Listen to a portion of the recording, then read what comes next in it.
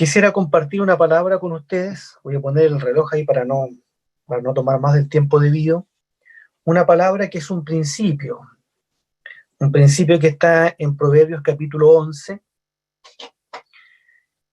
Puso esto en mi corazón el Señor estos días, meditando en la palabra, que ha sido bueno este tiempo de cuarentena, en el sentido de que hemos podido tener un poquito más de tiempo para la reflexión, para, para el silencio, que es bueno.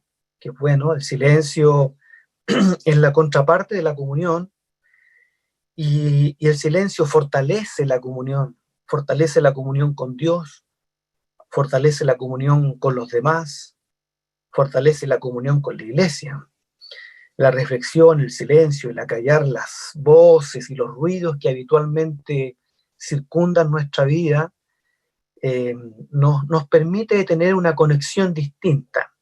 Y en esa conexión, eh, tener mayores momentos de estar con Dios, de estar con uno mismo, entendiéndose, conociéndose, porque en el silencio eh, vemos lo peor de uno, conocemos y entramos en los aspectos lo peor de uno y también lo mejor de uno. Lo peor de uno para recordar que estamos redimidos por la sangre del Señor, para trabajar en ello y en la redención de Cristo, y lo mejor para que sea redimido para su gloria y sea usado para bien.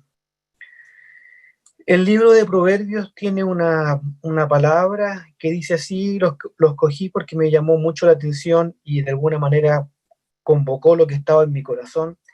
Dice así: el peso falso es abominación al Señor, a Jehová, mas la pesa cabal le agrada. La pesa cabal, ¿cierto? Es la pesa justa, la pesa equilibrada, el peso exacto, el peso íntegro, el peso estable. En contraposición al peso falso, a lo desequilibrado, a lo deshonesto. Y estos principios, estos proverbios que se presentan en la Biblia tienen directrices, son principios que son aplicables a todo orden de cosas. Y me parece que el principio que está aquí no solo es el principio de la honestidad, porque yo creo que todos en algún momento hemos visto las pesas, por lo menos los que íbamos a la feria, años atrás habían esas pesas, ahora hay pesas digitales, pero esas pesas que se contrapesan uno con otro, ¿no? Que se equilibran, ponen una medida a un lado y lo que se compra al otro lado, y entonces el equilibrio muestra que está el kilo, los 2 kilos, los 3 kilos. Todavía se usan en muchos lugares, por cierto, que son pesas muy antiguas. Pero todos los que fuimos en algún momento a la fe, yo cuando pequeño miraba y veía cómo se lograba ese equilibrio, era muy, muy curioso y muy interesante para la figura de un niño. Y evidentemente cuando comenzaban a aparecer el otro tipo de pesas, de resortes, qué sé yo, ¿cierto? Uno veía que el pesaje no era el correcto. Y los que comprábamos asumíamos que no había correcto en el pesaje, y entonces el feriante o la persona que nos vendía nos daba frutas de más como para compensar generosamente su acción. Los que tenían malas prácticas corrigen las pesas, ¿cierto? Malas prácticas corrigen las pesas y hay una deshonestidad. Y este es el principio de la honestidad aquí, que el Señor privilegia y honra a las personas honestas. Sin embargo, quiero enfatizar otro principio que está ahí mismo, enclavado en ese, que tiene que ver con el equilibrio en la vida cristiana. El equilibrio, eso que nos llama a nosotros de alguna manera se nos conoce como la madurez. Una persona madura es una persona que se entiende que es equilibrada, es decir, que ha afinado muchos aspectos en su vida, los ha integrado y puede conducirse en su conducta, en su proceder, en su pensar, en sus emociones, puede expresarlas de una manera justa, íntegra y, repito, equilibrada. Dios privilegia y le agrada el equilibrio porque quiere hacer de nosotros, de su iglesia, un cuerpo equilibrado, no desajustado, no desequilibrado, que es lo contrario. Lo contrario es alocado. Absolutamente, de hecho, se le llama a las personas que tienen algún tipo de desequilibrio mental, efectivamente así. O sea, que algún tipo de trastorno mental está desequilibrado, no está teniendo un juicio real de la realidad, un juicio exacto de la realidad. Un desequilibrio. Un desequilibrio no es lo que honra a Dios. El equilibrio en la vida cristiana sí le honra. Y de este principio quisiera hablar porque uno ve las escrituras vez tras vez que siempre hay dos verdades que se equilibran una con la otra, se acompañan. Y hay muchos en todas las escrituras de estas verdades que nos acompañan y que nos llaman a la mesura, a la templanza, al equilibrio, a la madurez, que son todas palabras sinónimos. Y, por ejemplo, ya abriendo el libro de Hechos, uno se da cuenta, por ejemplo, aspectos muy prácticos de la vida de la iglesia. Hechos 5:42, por ahí dice que, que la iglesia, los apóstoles, todos los días, dicen, en el templo y por las casas, no cesaban de enseñar y predicar a Jesucristo. Mira, aquí hay algo bien práctico y doméstico, que no son principios, pero sí son prácticas de la iglesia. Dice, en el templo y por las casas. Aquí hay un elemento bien interesante a notar de cómo procedía la iglesia.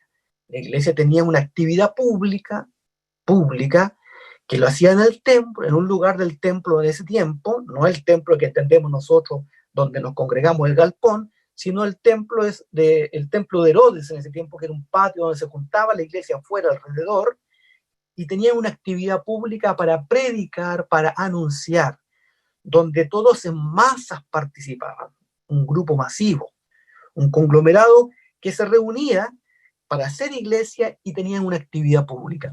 Pero, pero al otro lado de la balanza, también había una actividad interna íntima que es las casas.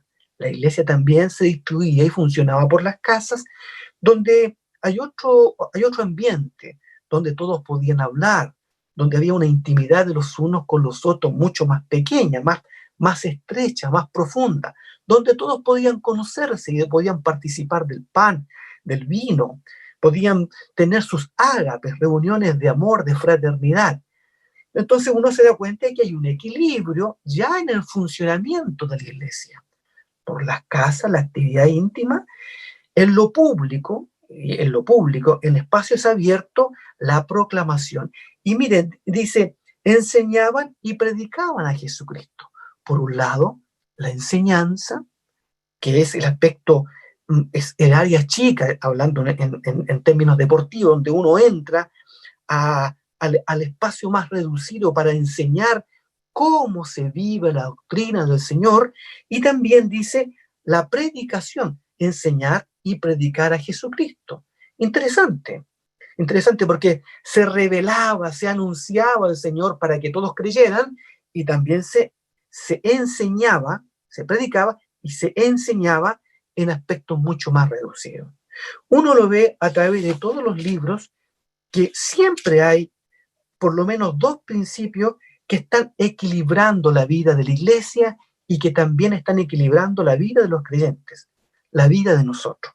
Por ejemplo, Pablo, siguiendo con ejemplos que nos pueden contribuir en este principio, Pablo en el libro de Éfesos, cuando habla a la iglesia, le dice que la iglesia, cuando va emergiendo y va creciendo como cuerpo, dice, siguiendo la verdad en amor, ¿no? Siguiendo la verdad en amor. El 4:15 dice, sino que siguiendo la verdad en amor, crezcamos en todo aquel que es la cabeza. Esto es Cristo. O sea, todos como cuerpo, vamos siguiendo la verdad, pero la verdad no se sigue sola. O sea, hay algo que equilibra la verdad, que le da, que le da sentido, que le da razón, que le da espacio, que permite que fluya la verdad, que es el amor. Por un lado está el amor y por otro lado está la verdad. O como lo dice Juan, Juan lo dice la gracia y la realidad y la verdad. Pablo lo pone como el amor y la verdad. Porque uno desequilibradamente pudiese tomar la verdad y con la verdad entrar, penetrar, herir, cortar, romper, porque la verdad la verdad no es modificable, la verdad es absoluta, la verdad es completa, es íntegra.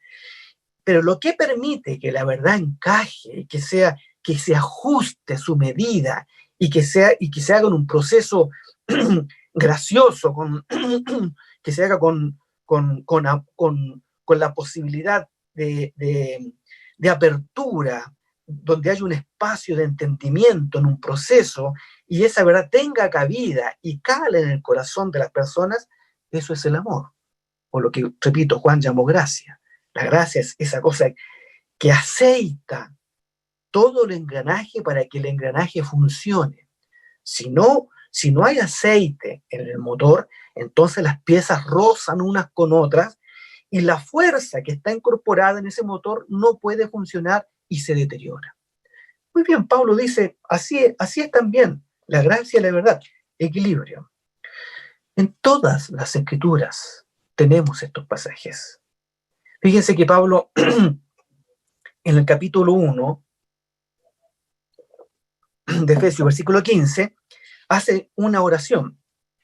Y luego hace una segunda oración en el capítulo 3, versículo 14. A mi entender, la primera oración es una oración corporativa. Por esta causa dice también yo, habiendo oído de vuestra fe en el Señor Jesucristo y vuestro amor para con todos los santos, no ceso de dar gracias por vosotros, haciendo memoria de vosotros en mis oraciones, para que el Dios de nuestro Señor Jesucristo, el Padre de gloria, os dé espíritu de sabiduría y revelación en el conocimiento de Él, alumbrando los ojos de vuestro entendimiento, que es un elemento, conociendo el llamamiento, la herencia y el poder, estoy resumiendo para no tomar tanto tiempo en leerlo, y llama a la iglesia en su conjunto a entender estas tres grandes verdades. Ora por la iglesia, para que la iglesia se empodere de esta verdad, cuyo poder le fue dado a Jesucristo, y Jesucristo hizo, que fue puesto sobre todas las cosas, hizo que ese poder le sea conferido a la iglesia, la cual es su cuerpo, y lo dio por cabeza sobre todas las cosas a la iglesia, la cual es su cuerpo, la plenitud de aquel que todo lo llena en todo.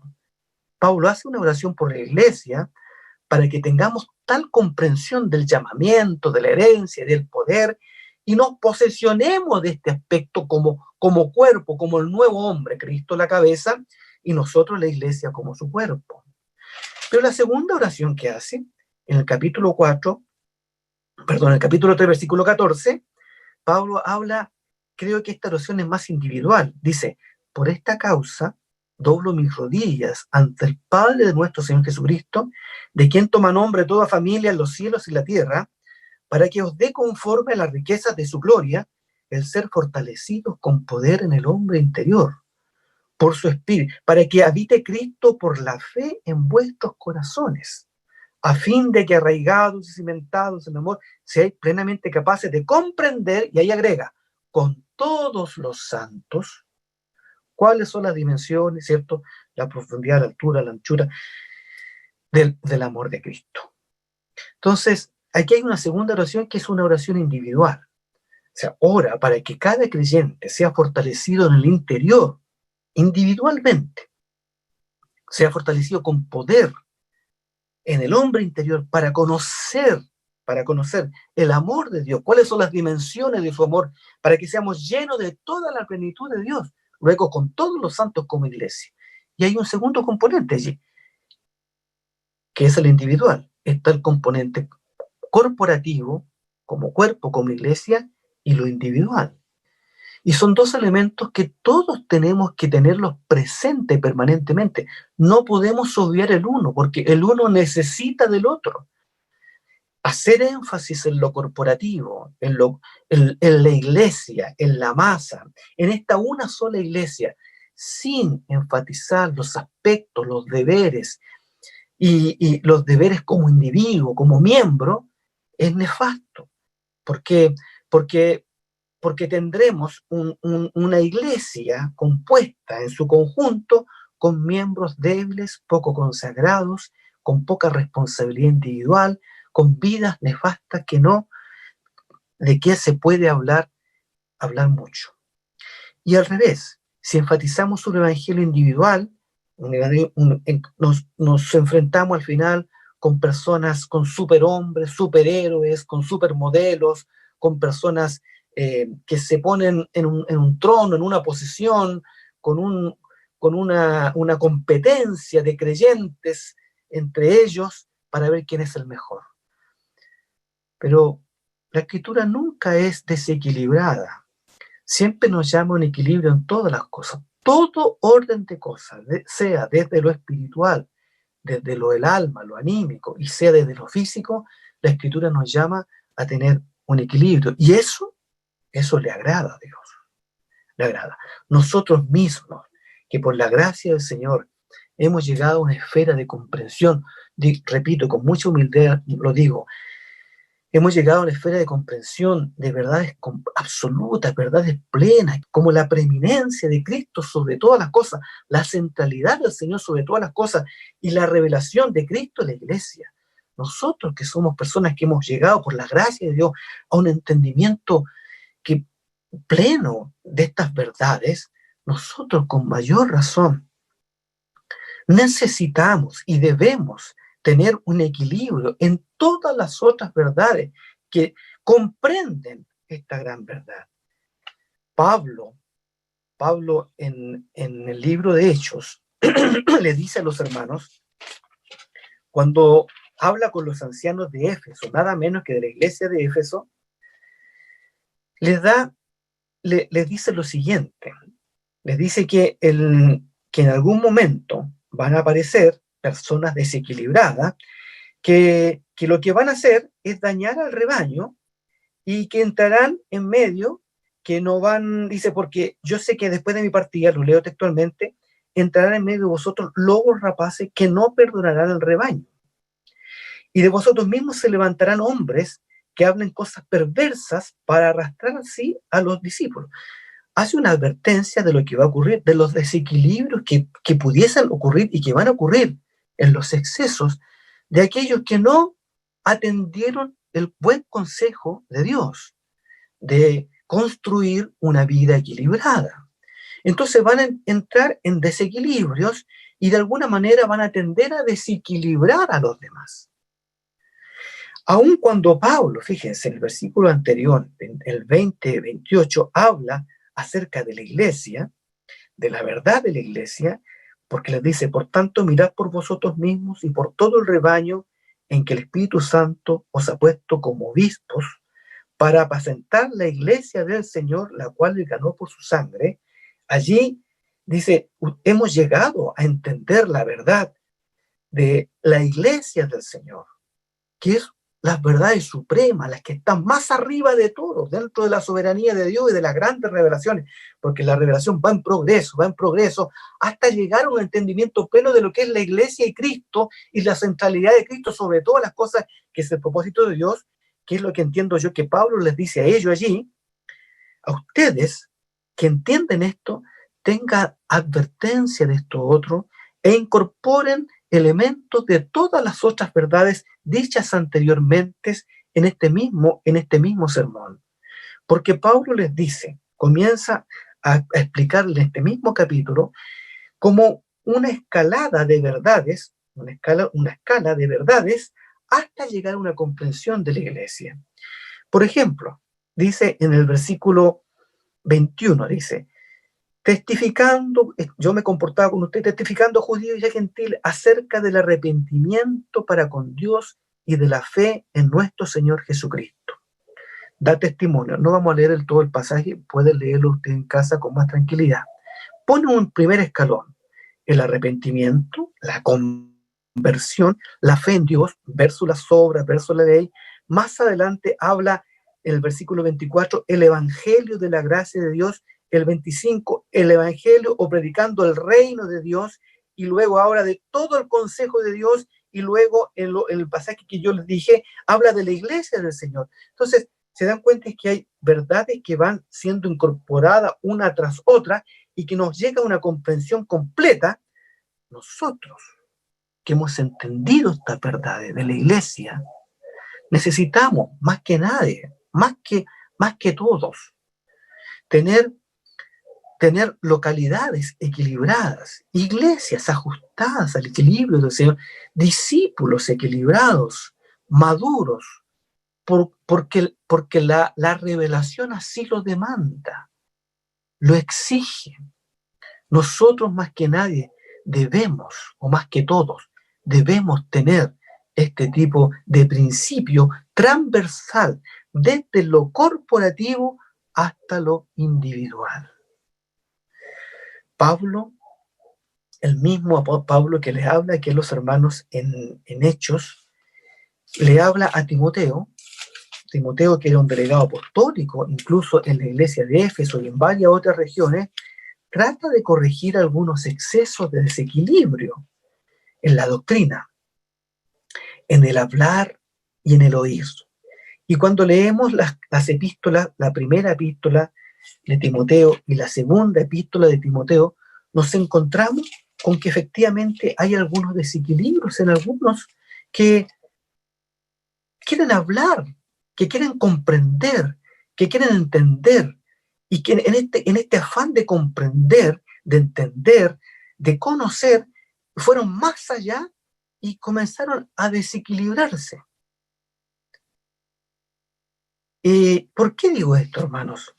Porque efectivamente es así. Uno debe tener permanentemente un juicio, examinarse a sí mismo cuáles son las motivaciones interiores respecto incluso del ir a las escrituras, del estudio de las escrituras, por los riesgos que eso puede conllevar.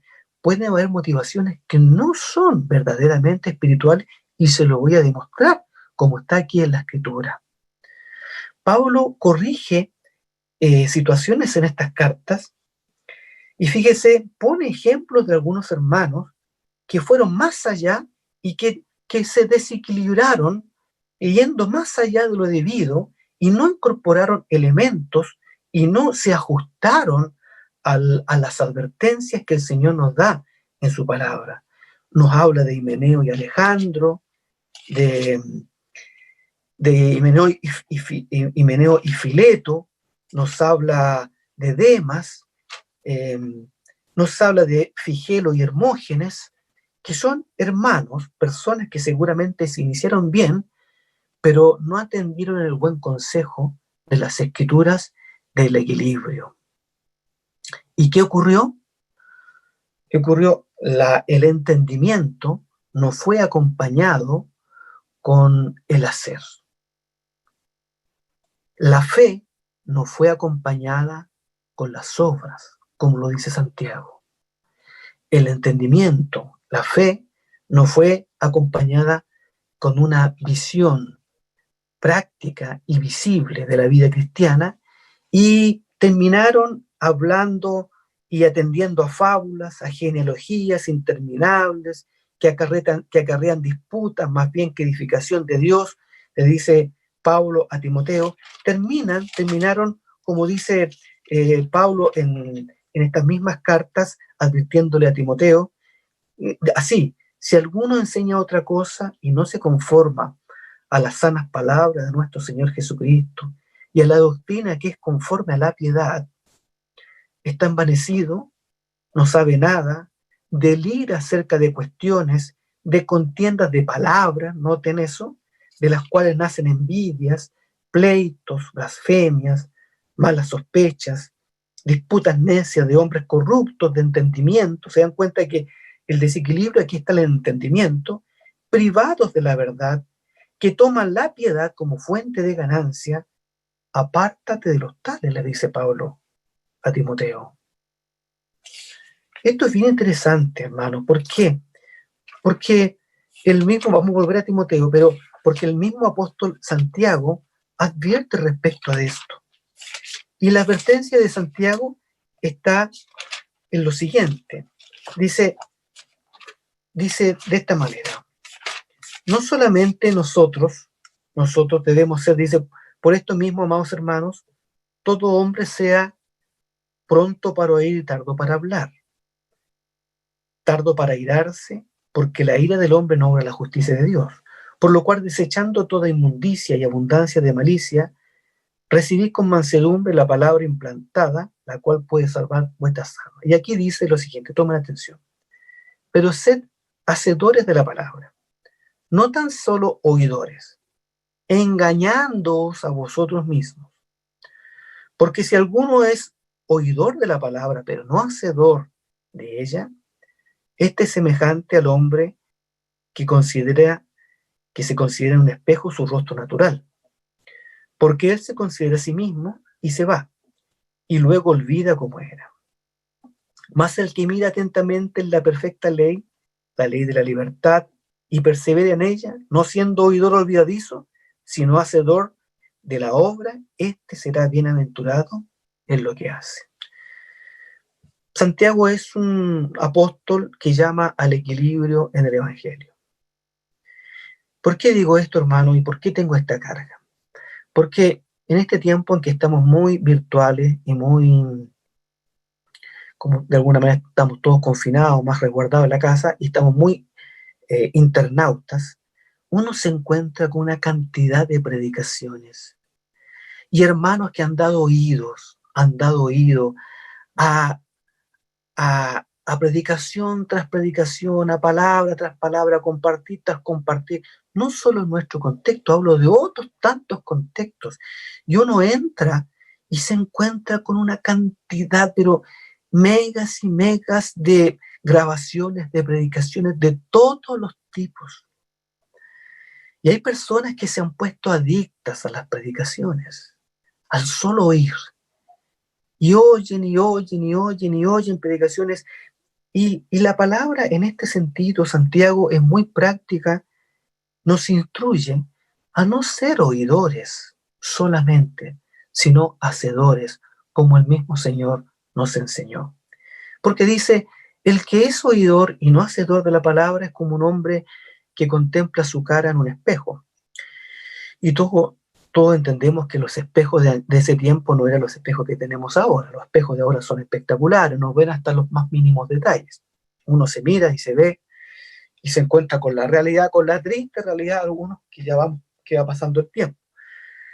En ese tiempo los espejos eran latones o eran bronce bruñido, era un metal bruñido, simplemente que para poder observar bien el rostro había que buscar el ángulo adecuado y la iluminación adecuada, y después de estar un momento de contemplación y de movimiento podía verse el rostro de la persona en el espejo. Entonces, lo que está diciendo Santiago es que cada vez que oímos la palabra, cada vez que oímos, tenemos que estar como el ejemplo de un espejo, estar mirando atentamente como en aquellos espejos. Porque el que oye y no hace es como el que miró rápidamente y vio una silueta y se olvida, no tiene la menor idea de cómo era, porque no se vio en ese espejo. Pero aquel que considera la palabra y la hace, porque no dice otra cosa, hacerla, es el que mira atentamente en el espejo, el que puso la palabra y buscó el ángulo adecuado y buscó la iluminación adecuada y meditó en ella y sacó conclusiones de esa palabra, de ese oír, para que luego de esas conclusiones pueda hacerlas en su vida familiar, en su vida matrimonial, en su vida laboral, en su vida social, en todos los aspectos y áreas que tienen que ver con nuestros movimientos como seres humanos. O sea, toda vez que oímos una palabra, tenemos que sacar conclusiones de qué es lo que se debe hacer de lo que yo acabo de oír. Porque la palabra no solo se cree, sino que también se obedece. No solo se cree, sino que también tiene repercusiones conductuales. El equilibrio. Un desequilibrio es tener un entendimiento absoluto, completo y mental respecto de la verdad sin consecuencia. Creen a Dios, creen a Dios, pero lo niegan con sus hechos, dice Tito, en los primeros versículos. Es decir, y así lo entiende Juan también, es decir, para que haya un entendimiento y un conocimiento real, un conocimiento como entendían los judíos el conocimiento de Cristo, que es una experiencia, no una experiencia mental, sino una experiencia íntima con lo conocido. El que conoce eso entonces verdaderamente tiene consecuencia y tiene conducta visible. Entonces Santiago nos llama a no ser oidores solamente, sino que hacedores. Y más allá nos habla de que la fe, en el mismo sentido, la fe va equilibrada con las obras. Va equilibrada. Una persona que tiene fe, que dice tener fe, en consecuencia va a tener obras, porque ese es el equilibrio de la fe. Y así lo vemos en todas las escrituras, hermanos. Por eso Timoteo, Pablo, repara esto en Timoteo. Y dice, aquí hay algunos que se desequilibran en el hablar, ¿sí? En el hablar. Andan hablando cosas que no entienden. Dice, fíjense cómo dice, queriendo ser doctores de la ley, sin entender ni lo que hablan ni lo que afirman. O sea, se desviaron algunos apartándose a vana palabrería.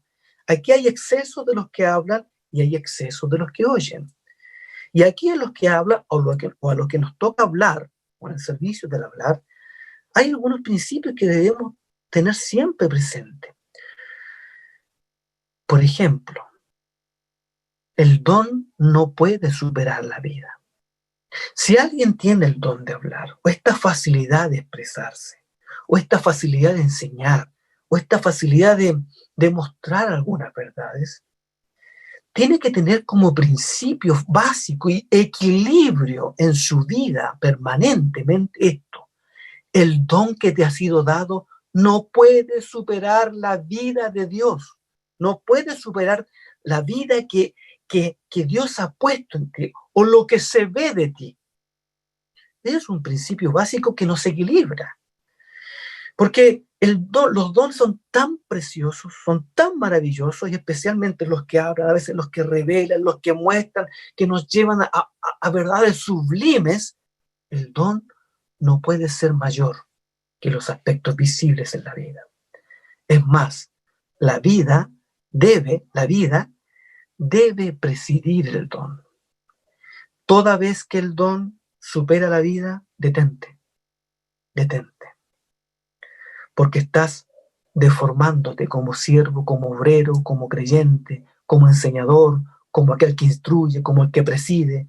Toda vez que el don supera los aspectos de la vida, detente.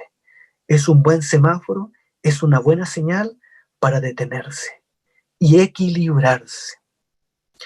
Otro principio me parece importante para los que hablan, que nos equilibra mucho, es que lo intelectual, la preparación, no puede superar la unción. La unción y la preparación, o lo intelectual, aquello con lo cual vamos a aprender, a conocer nuestra formación, no puede superar la unción. Toda vez que hablemos, toda vez que enseñemos, toda vez que presidamos alguna instancia de gobierno, y no estoy hablando solamente de los que enseñan la palabra, puede ser una jefatura, puede ser cualquiera que está ejerciendo el ejercicio de hablar, puede ser cualquiera que esté en una instancia de hablar, cualquiera que esté en esa instancia, su preparación no puede superar la unción. La unción siempre equilibra la preparación. Ojalá todos sean muy bien preparados, intelectualmente muy bien equipados, pero que eso nunca supere la unción. La unción es un equilibrio permanente para aquellos que estamos en este servicio. La unción, ojalá la unción nunca nos abandone. Y es lo que necesitamos permanentemente aprender, y aprender en el sentido de agarrar, de sujetar de nuestro Señor Jesucristo.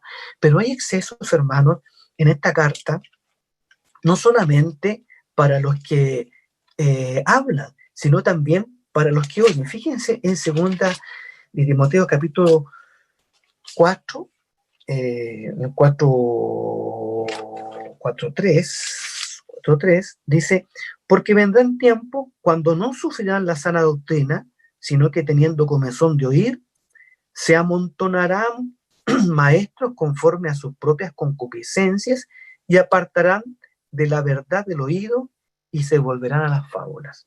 Aquí está hablando de aquellos que oyen, un desequilibrio de aquellos que tienen comezón de oír. Y aquí se refiere a estas personas que tienen como estas ganas de estar siempre oyendo cosas nuevas, es como esta adicción a lo novedoso. ¿Ah? Y andan buscando predicaciones con cosas novedosas y escuchando, les pica el oído por estar escuchando una cosa nueva. Y no se deleitan cuando alguien pastoralmente toma aquellos principios, viejos principios que están en nosotros y los repite una y otra vez y los explica y nos recuerda. No se deleitan en ello. Se deleitan solamente en las cosas nuevas, y si alguien no fue ministrado en algo novedoso, entonces no hubo palabra de Dios. ¡Qué equivocación! ¡Qué error en el oír! ¡Qué desequilibrio en el oír!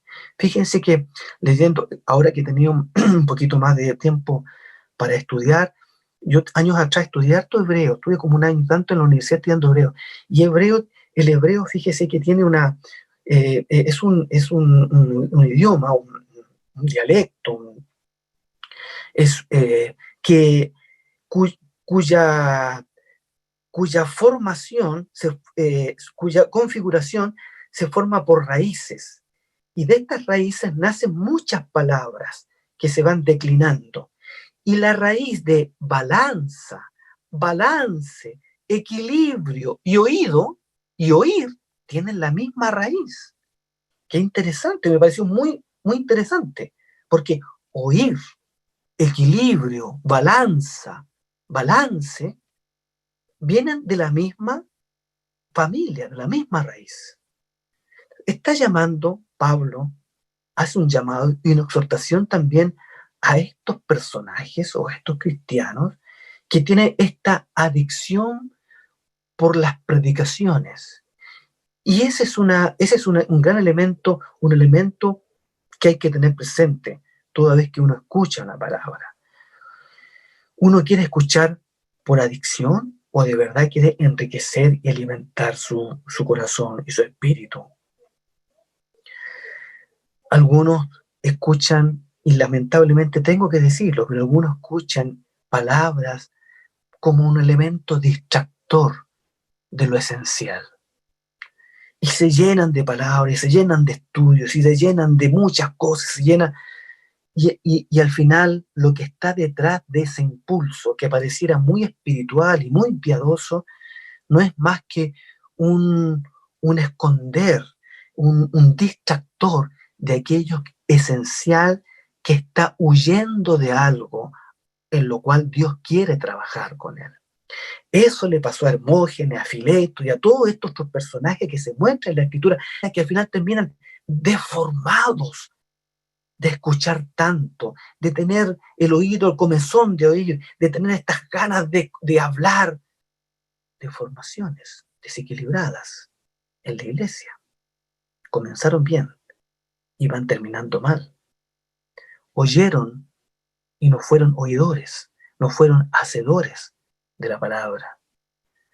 Es importante hablar de estos asuntos prácticos y domésticos para que no lleguemos a este error. Toda vez que nosotros, hermanos, hermanas, escuchemos una palabra, debemos sacar conclusiones. Y las conclusiones más básicas son las siguientes. ¿Qué me invita el Señor a creer? Y segundo, ¿Qué me invita el Señor a hacer? Generalmente odiamos la segunda y nos quedamos con la primera, porque de alguna manera y malamente vinculamos el hacer a la ley, a las obras, a una cosa como del esfuerzo humano, pero no es esfuerzo humano. Nosotros estamos en la gracia. Pablo le dice a Timoteo, Timoteo, esfuérzate en la gracia. Y allí está nuevamente el equilibrio. Esfuérzate, el esfuerzo, la dedicación, pon atención, hazlo, pone atención a tus hechos, actúa, esfuérzate en la gracia. El otro elemento, que es el elemento equilibrador. Y entonces, hermanos, obviamos la segunda conclusión. La segunda conclusión es, ¿qué me invita el Señor a hacer? Entonces, en este tiempo de cuarentena, en este tiempo que estamos más confinados a la vida familiar, ¿no será, hermanas, hermanos, que el Señor nos está mandando a hacer cosas en casa? ¿Y qué me refiero con esto? ¿No será que el Señor nos está mandando, nos está enviando, nos está dando la rica posibilidad de reparar relaciones que han estado dañadas por años? Relaciones con la esposa, con el esposo, con los hijos, con los padres, con los tíos, con los primos, con los hermanos. Relaciones que están dañadas, cuya conciencia nos atestigua que así es, y que la conciencia nos ha atestiguado, y que de alguna manera, queriendo acallar esa conciencia, nos llenamos de palabras, de escuchas y de escuchas y de escuchas, queriendo acallar esa conciencia. No sea que incurramos en el mismo error de estos señores, de estos personajes que están aquí en la Escritura, que terminaron con la conciencia cauterizada, dice la Escritura, por no querer oír al Señor, que les hablaba una y otra vez. El Espíritu Santo les daba conciencia, les daba testimonio en la conciencia, dice Pablo. Les daba luz. ¿No será, hermana, hermano, que debes reparar cosas? Ahora tienes tiempo para hacerlo. Relaciones. Hacer. No necesitas el gran impulso, necesitas simplemente tomar la decisión de ir y hacerlo. El Señor Jesucristo, el mismo Señor Jesús nos dijo, el que oye estas palabras y las hace, le voy a comparar a un hombre prudente que edificó la casa sobre la roca. Vinieron los vientos, vinieron los ríos, el viento golpeó con un ímpetu contra aquella casa y la casa no cayó, porque estaba fundada sobre la roca. ¿Cuál es ese hombre? El que oye y hace. Así de simple. El que oye y hace. Te invito, hermano, hermana, a que vayas a aquello que tú sabes en tu conciencia que debes hacer y debes reparar. Deja la escritura a un lado, deja el YouTube a un lado y las predicaciones un momento a un lado y comienza a tomar tiempo en tus relaciones humanas. Toma tiempo con tu esposa. Toma tiempo con tu esposo. Simplemente para estar con él, para estar con ella, para disfrutar de lo que es ese compartir. No para sermonear, no para enseñar, no para instruir en los cambios que debe hacer, simplemente para compartir, estar con ella, estar con él, estar con tus hijos que te necesitan. Tus hijos, muchos de los comportamientos de tus hijos están hablando de la falta de necesidad de sus padres, de tus padres.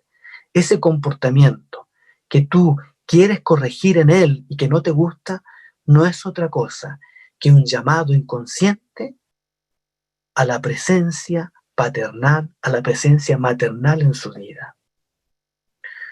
Dios nos llama a estar en estos encuentros. Y hago énfasis en el aspecto del hogar y la familia, porque efectivamente pienso que Dios nos da la rica oportunidad en este tiempo en este tiempo de estar así encerrados en casa para disfrutar, reparar, perdonarse, aprender juntos, reconciliar aquellos aspectos que hemos dejado rotos años atrás. No hagamos vista gorda de esto, hermanos amados, y obedezcamos al Señor en este hacer. Oír y hacer. Esa es la palabra para hoy. Les bendigo, mis hermanos, y el Señor sea prosperado, honrado en cada uno de ustedes, en cada cosa que crean y en cada cosa que hagan. Bendito sea el Señor.